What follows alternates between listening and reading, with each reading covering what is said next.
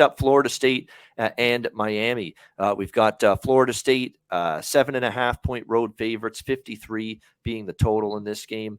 I'm mad I watched 20 seconds of this game.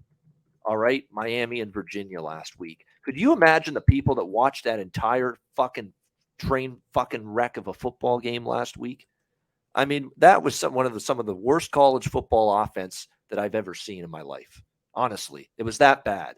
It was that bad. You had teams barely able to break midfield, both sides of the football, both teams. I mean, it's absolute dreadful. I mean, make your eyes bleed.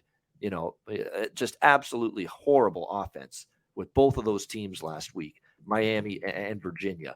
I mean, this Miami team, I'll tell you what. They found a way to win 14-12. They found a way to win. They didn't even score a touchdown in the game. And they won that game 14-12 over Virginia. Oh, my goodness. If you want to turn that turd of a game into some kind of confounded, convoluted explanation and reason for Miami's season starting to turn around, you can knock yourself out. I'm not doing it.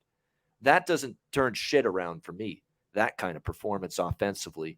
They won the game, but Virginia's a hot mess themselves.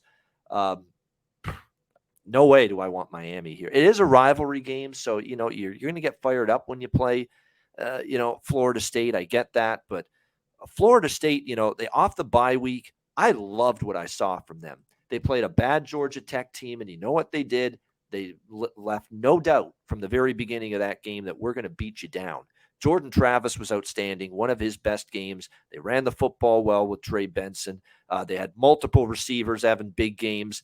Johnny Wilson was outstanding. Lawrence Toafili, a big game for him. Shaquille Douglas, Cameron McDonald, they all stepped up. Big games in the passing attack for Florida State. To me, there's a gap, enough of a gap between these two teams, and I am so down on the Miami offense right now that they can't score points and they can't score a touchdown against Virginia. All right.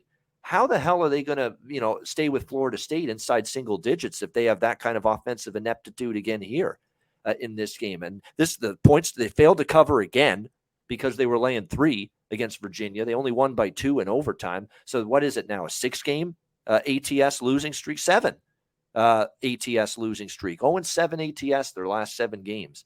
Normally, I despise laying points, especially on the road in a rivalry game. But in this game, it's the only way I could bet it. It's Florida State. What do you think here, C-Mac?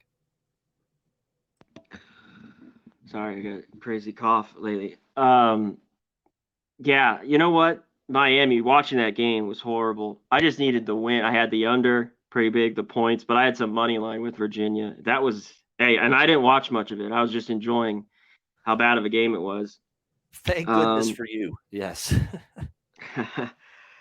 Miami, Garcia couldn't do anything. You know what? I thought Florida State played pretty good. This is a rivalry, but nothing's making me want to back Miami.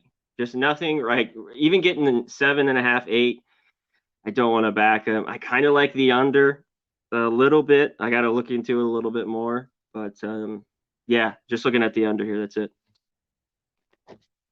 Their offense against Virginia, and they won the game. Can you believe this? Their offense was 4 Andres Borregales field goals in that game against Virginia.